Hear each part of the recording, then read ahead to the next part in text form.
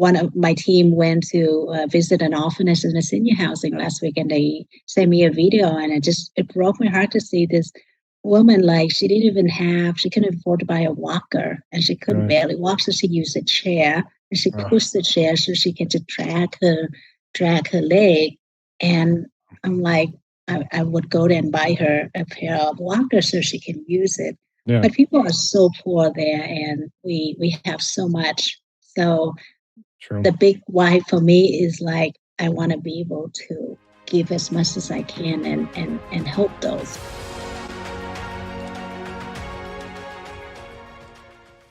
Welcome back, everyone, to the Passive Road to Retirement podcast. I'm your host, Andrew Jarrett.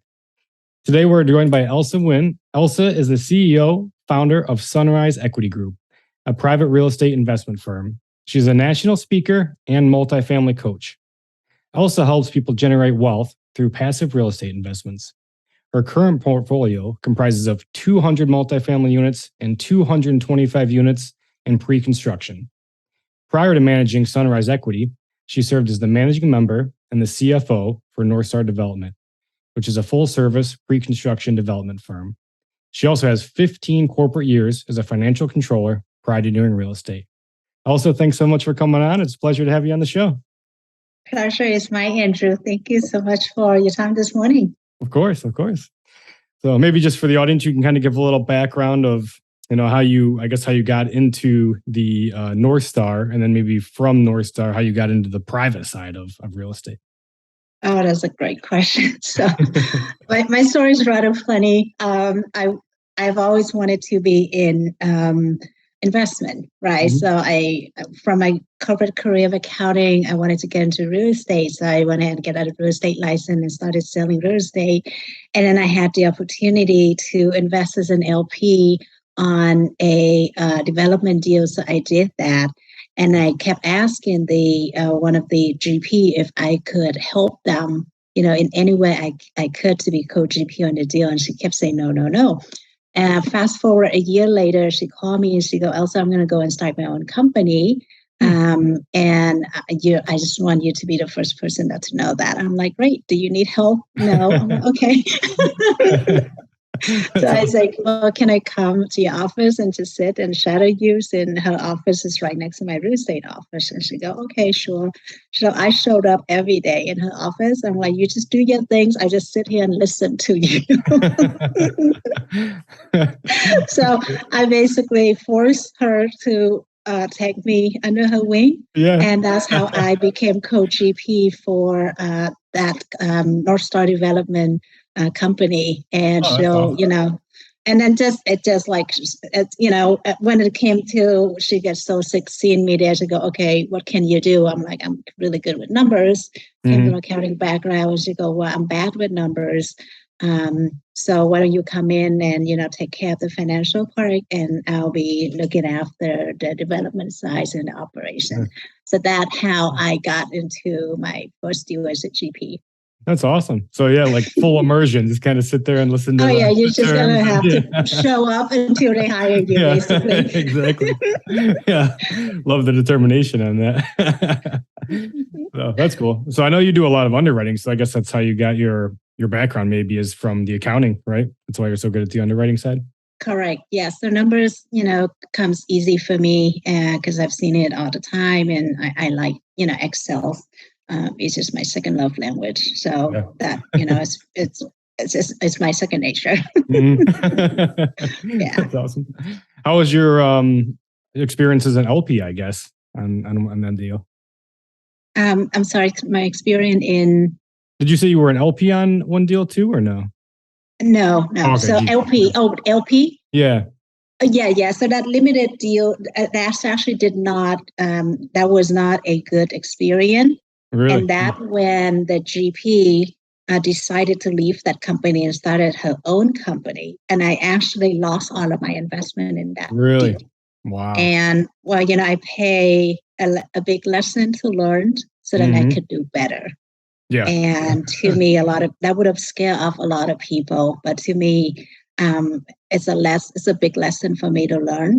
But at the same time, I also know how I can make this a better investing environment for people. I look at risk from a different perspective. Yeah. And so to me, it was unfortunate that I lost all the money in that deal. But at the same time, that also opened the door for me to what I'm doing right now. Hey, everyone. Hope you're enjoying this episode. Are you ready to maximize your real estate investing to its full potential? Join us at Level Up REI Coaching and take your life and business to all new levels. Send an email to nick@leveluprecoach.com. That's Nick, N-I-C, @leveluprecoach.com. That's actually one of my questions I always ask, like, what's your worst moment or what your worst deal was as an investor? So that sounds like a pretty rough one. I guess now you just it was a rough one. Yeah. So I lost every penny on that deal. Wow. Yeah. What happened? But just again, they just stopped managing it when she left, or I guess what happened to it? Well, what happened was that it was a development deal, and they had put the deal in the contract. They haven't closed this. They create what called an 18-month close of escrow. So they raised all the money to do all the entitlement work. The intention was to sell the land before they close, kind of like a double close, right? Okay. And so we buy the land, say at $5 million, they're going to do the entitlement, create the values, and now it's going to be 10. So 18 months we should be done. So we're going to sell that land to someone else. We make 10, we go back and we pay the seller 5. Mm-hmm. The problem with that is that we never closed escrow, so we never title to it. So anything money that put into entitlement, if we don't get the approval, we lose everything. And that's what happened. So they never got the entitlement approval. We lost every dollar that put into it. So all the money that they raised, all the investors, everybody lost money, including myself. And so now I'm doing an entitlement deal too. And I learned my lesson. So I pay cash. I don't do close of escrow. Like, if this is going to cost me $1 million to buy it, I'll raise $1 million to buy the land. Right. I'll raise some extra money to do the entitlement. Worst case scenario, I own the land and I can sell it. Yeah. So that's what happened. Unfortunately, that's like the best lessons, I guess, is when you lose money. You never forget those ones, You don't, and then to me, it's I get to write it off. Let's just put it that way. So it's not like a loss. So I still get some benefit from it. Yeah, exactly. One of the benefits of multifamily, right? The depreciation. One of the benefits of multifamily depreciation and just write off all the losses. Yeah, exactly. Yeah. That's awesome. So I guess now with, the multifamily market's definitely, I guess, changing. We're seeing some people say correction or whatever, some, stuff's going on. I guess, what are you most excited about now with multifamily? And is there anything that, keeps you up at night or, had you worried? I think to me, even though the market is changing, cap rate goes up, interest rate goes up, and it makes almost no difference to me because I usually don't buy. I don't buy properly based on appreciation. I usually underwrite it and I buy for cash flow. Yeah. So almost every offer before or now or in the future, I still have to take into consideration of the cash flow component, and I will bring an offer that would give me the cash flow that I'm looking for my investors. So I would say, it may have an effect on when I exit the deal. But as far as writing offer, and I do see the opportunities because now this properties come down in value because of what's going on. So I can get it for a little bit cheaper than what I would have paid, last year or beginning of this year. So there is an opportunity right there. There are more properties in the market. So we don't have to overbid like we did again. That would be the mistake a lot of people made was they overbid for properties and then they ended up hurting right now. So there will be more properties out there and there's more opportunities for us. Yeah. So that's how I see it. So I think, the market is changing, and as long as we're conservative with our approach, we should be fine and our investors should be fine. Yeah. Yep, I agree. We're not seeing, I don't know about you, but we're not seeing any, hard deposits day one or anything like that anymore either. Not anymore. Not anymore. Yeah. Which I like. I never did hard deposit day one. Me either. That always scared me. Too much risk. Way too much risk. Yep, I agree. So Now you're kind of known as the, I guess, the underwriting, master in the multifamily masters group. Is there anything, I know you write for cash flow, is there anything you're kind of changing on your underwriting now, maybe versus a month or two ago? Oh, definitely. So I'm a lot more conservative with the cap rate. So, for a property that say that I use a 4% cap before, right now I would do even a 5 or even 5.5. Okay. So that would definitely, and then interest rate as well. Mm-hmm. And so if I before we would have used a much lower interest rate. Right now, my interest rate is a lot higher. So those are the two components. And then the third one is rent increase. So we know because of everything that's going on in the market right now, the rental demand is also dropped. Mm-hmm. So we definitely need to be more conservative with our vacancy, right? And as well as the rent bump. So I know some market like Phoenix, it was, at Dallas, they, projected a very big rent bump from year to year, sometimes even above 10%. Mm-hmm. But now definitely don't use that anymore. I use 2 to 3% rent bump the most, and just try to stay as conservative as I can. Mm-hmm. My price would never be the same as what the seller want, but again, we got to be conservative. And if the properties sit in the market long enough, eventually the seller will realize that if I want this thing to be out of my book, I'm going to have to really be realistic about what I want for this property. Right. Yep. I agree. And they say you make your money when you buy. So I'm looking forward to a little bit of a correction, to be honest. You're right. And it's just, sometimes we buy out of emotion. Like you walk in there, I gotta get this one, right? And from a business perspective, that's probably the worst thing that we can do is just to get attached to the property or whatever, and like we're gonna buy it, and then the next thing you know, we bid, $1, $2, $5, $10 million over what we should really pay for it. Mm-hmm. Yep, exactly. It's easy to do, especially if you go. I used to do the single families, and I'd go to the auction and. Sometimes they'd go higher than what you could buy them on, just like the MLS or something. It was crazy, just because you get that emotion, like you said. You're 100% right. Yeah. So we're gonna have to take our emotion out of it and just be as unattached as we can, because at the end of the day, it's a business. It's a cash flow. Yeah. Yep. Exactly.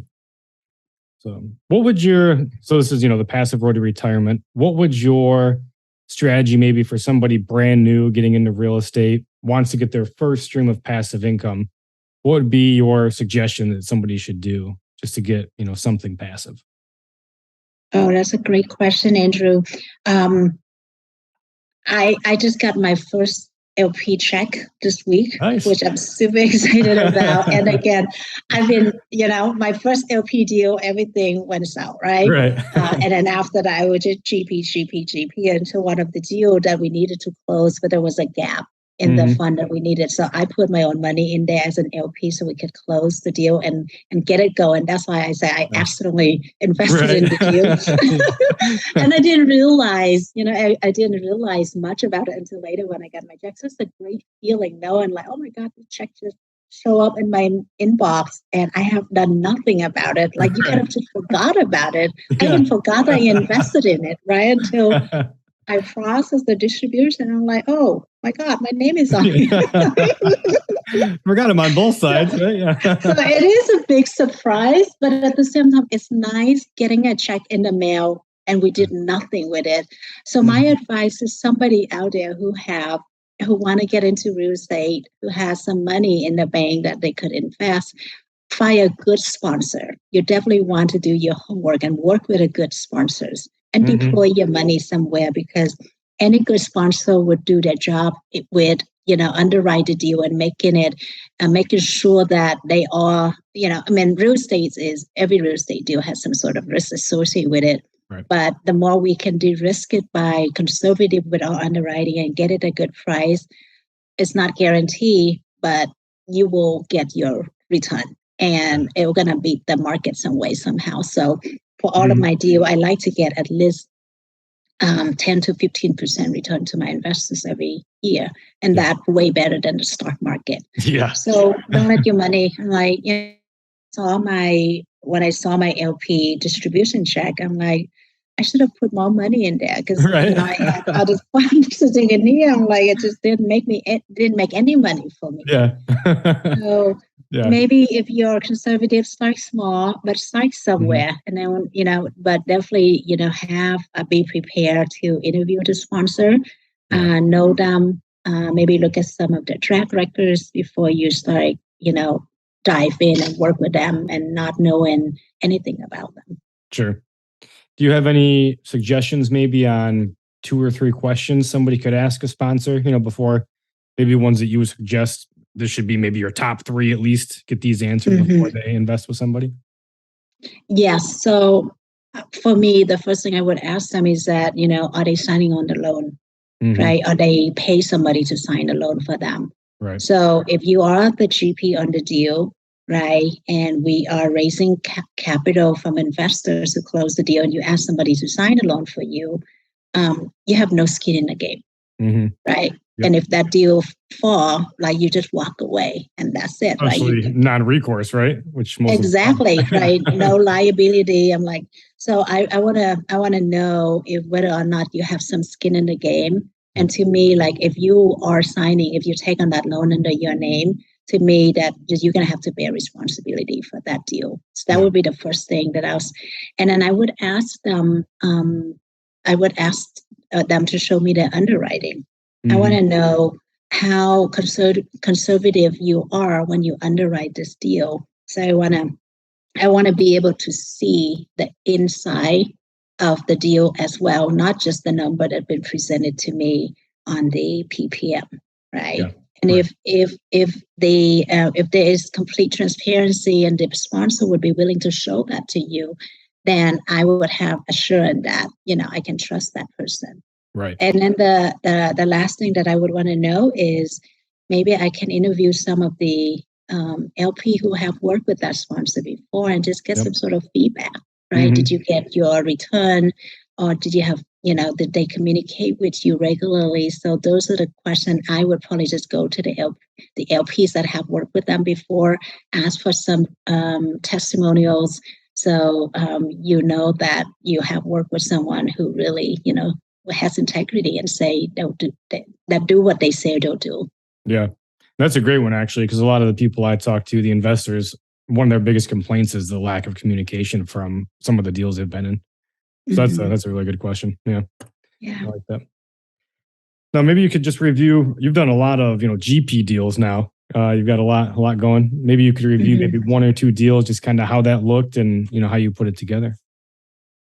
Sure. Let's just take the deal that I'm working on right now. Sure. And I actually found this deal through one of my coaching students, and nice. He brought it to me, and he's like, Elsa, I think this is a really great deal. You want to partner with me on this? So I would take it, I would underwrite the deal myself, and then I would go back with him and I say, I like it. Let's do it, right? And that's as simple as that. Yeah. So once I have the deal that I like, the number works out, and we'll put it, we're going to negotiate with the broker. We usually work with the broker instead of directly with the seller, even though I'm a licensed agent, but I know the broker has a bigger say than I am when working with the seller. So I usually just, say, okay, you can keep out a commission. And teach us how to win this deal, because there might be other people bidding on it as well. So I'm okay giving up some of the commission that I wouldn't be able to get if I write the offer myself. Sure. So once we establish that relationship with the broker, and keep in mind a good broker can make you rich. Oh yeah. Because they're going to keep giving you deals that they know. Exactly. That, and before they even bring it out to the market, you're going to be the first one that knows. So I am, a big advocate of just going to have established good relationship with brokers. Yeah. And then after that, it's just I'm going to shop for the loan, right? I have lenders that I've worked with before, so they normally the first one that I go to, and I would ask for a term sheet immediately, right? So look at this deal. What do you think you can do? And usually that turnaround time is very quick, like even within hours, latest 2-3 days for me. So once I have a term sheet, once I have their work, like Elsa, I can get this done. Yeah. Then again, I would plug all that information with a new interest rate, so on and so forth, back into my underwriting model and see what's the return's going to look like. And then we arrange for inspection right away. That's the next thing that we do. I don't care if we're going to rip the house apart or the property apart and renovate everything. I still do the inspection. Yeah. Because what happened is that during the inspection, you're going to find out there's a lot of problems with it. And I don't like to retreat, but a lot of time you have to. So, I may spend $5,000 to do the inspection, like for this Long Beach deal that I'm doing.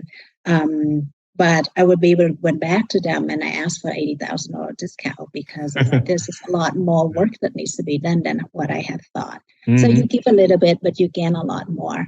Yeah. And then so on and so forth. There's a lot of moving elements doing the acquisition fees, so from inspection, ordering appraisal, putting together SEC paperwork, PPM, operating agreement, all that has to come together at the same time. We need to raise money. So it is, that's when my team, like I work with Garrison, and he's just a master.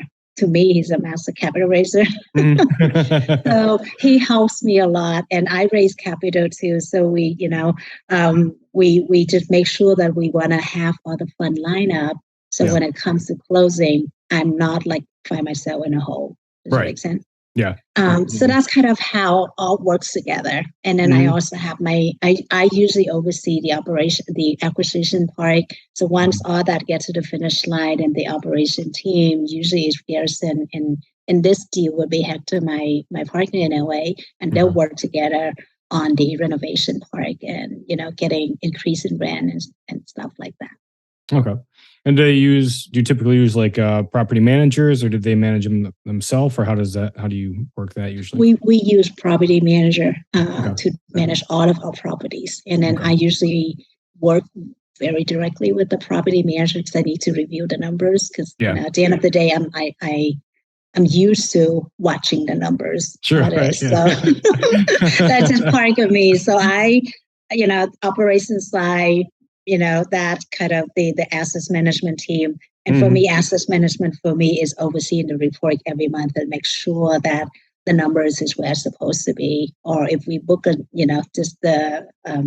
want to make sure that we are not overpaying for certain things or underpay. And, like for example, this month, I need to switch my property management company from one arm to another arm, same company. Because the way that they build it for large properties, and they have all the expenses that built into it. That to me, I'm like, I don't want to pay for an extra $4,000 or $5,000 a month for this whistle and bell that I don't need. Yes. So find me a cheaper version of your property management. So they moved me over to the residential arm, which I shouldn't be there. But again, I would save myself $4,000 to $5,000 a month for not having to be the members of certain rental association and the big portfolio that I don't really need. Right. I just need the basic one. Just send me the monthly reporting. I'm okay with that. Yeah. So sometimes you just have to watch and negotiate because every dollar that we save, has a big effect on the values of the property. Exactly. I was going to say $4,000 or $5,000 a month on an NOI basis, with multifamily and the cap rate, that's huge, for your value. That's huge. Exactly. And they're big company, big property, 200-300 doors. They need that. We don't, our property, most of them are under $100. So I'm just trying to try to cut that expenses as much as I can. Yeah. Yep. And another great point I want to just highlight was, your 5,000 inspection. Some people are afraid to spend that money on the inspection, but if you found $80,000, I mean, that's a $75,000, profit technically, I guess. 100%. So 100%. Definitely worth the upfront money. Definitely. Yeah. And it's also give us a peace of mind, right? For the most part, I know I'm going to change the roof. I can see that. Yeah. I know that sewer line, this house was built in 1965. We probably need to replace that. Yeah. But there could have been a huge crack in the foundation, right? It was a big thing. So it's definitely worth spending that $5,000-$6,000. Yeah, absolutely. I agree. Now, if you go back to your, say, 18-year-old self, knowing what you know now with real estate, is there anything you would change, or what would you tell that young lady? I will save up and start investing passively in multifamily or in some sort of real estate. So get into real estate early, not just get a license, but being an investor. Yeah. So I would just, if I go back to me being 18, I'll probably get in the game as early as I could. And then maybe just stay in real estate rather than try out different career path. Sure. But, at the end of the day, it's the experience that, I had in accounting also helped me to put me where I am today. Not that I'm not able to get there without my corporate background, but again, I would start early. Sure. Yep. Yeah. I agree. Like to say, Invest buy real estate and wait, right? Buy and wait. And with that 2008 crash, that was a big loss for a lot of people, but I know a few people that made so much money out of that 2008 crash as well. Because they saw the opportunities. Like I had a guy that bought, maybe you were one of them. It's like, Elsa, there was a day that I bought almost, I think he closed like sometime 500 properties a month. Yeah, he bought everything. He bought everything. Yeah, he bought without even seeing the property. So there was days like I have more than 10 closing in one day. That's how crazy it was. But again, he saw the opportunity. He sees it, and of course, that will tell you where he is today, right? But exactly. He always like, okay, just foreclose, I'm done, right? Right. Yeah. That's true. Yeah, if you could have cash flowed those things, I mean, just even if you barely rehabbed them, just holding them, from 2008 till even 2018 or something, you would have made massive amounts. Things started turning around in like around 2011, 2012, right? So even if we should hold it for a few years, you make a lot of money. Yep. Yeah. Love real estate. So if you could step into my shoes for this interview, what's one question you would ask yourself that I didn't ask you? That's a very, very good, interesting question, Andrew. I would ask my why. Why am I doing what I'm doing? That would be the question that I'll ask. Okay. So to answer that question, my why is that I love real estate, right? So I do real estate our passion more than money, but I also love to have a big bank account because I feel safe. Of course, when we have money in the bank, we can do a lot of things, not just for us, but also for others. And I do have a nonprofit that I have set up with a few other people in multifamily, and we use that fund that we have to do a lot of charity works in third world country. So that would be my big why. Yeah, because to me that's I call it wealth transfer. Even though with everything that we go through in this country, I grew up in poverty, and like it just breaks my heart just to see people don't have food to eat, right? And one of my team went to visit an orphanage in a senior housing last week, and they sent me a video, and it broke my heart to see this woman, like she couldn't afford to buy a walker, and she couldn't barely walk, so she used a chair, and she pushed the chair so she could just drag her leg. And I'm like, I would go there and buy her a pair of walkers so she can use it. But people are so poor there, and we have so much. So the big why for me is like I want to be able to give as much as I can and help those. I know it's just like, a small drop in the ocean, but it still make impact in some people's life. Yeah, that's awesome. Wow. And we have a lot to be grateful for. That's for sure. Sure, 100%. Yeah, we have so much. We have so much. Yep. Now, how can people reach out and contact you? So the easiest way to find me is on LinkedIn. Okay. And I'm pretty active on LinkedIn. I'm pretty active on Facebook. And then, of course, my website is sunriseequitygroup.com. Okay. Great. Awesome. Well, now we get into our 5 to Thrive section, which is our, our word association game. So I'll just kind of rapid fire 5 words, and then just give me the first word or phrase that comes into your mind. The only thing is you cannot use the same answer twice. Oh, oh boy, Andrew, you're putting me on the spot right now. All right. You ready? All right, let's do it. Yep. Okay. Let's do First it. one is wealth. Wealth. Real estate. Passive investment. Limited partner. Multifamily real estate. Cash flow. Equity multiple. Wealth. That was a tough one. I don't think I say wealth, right? And Sunrise Equity Group.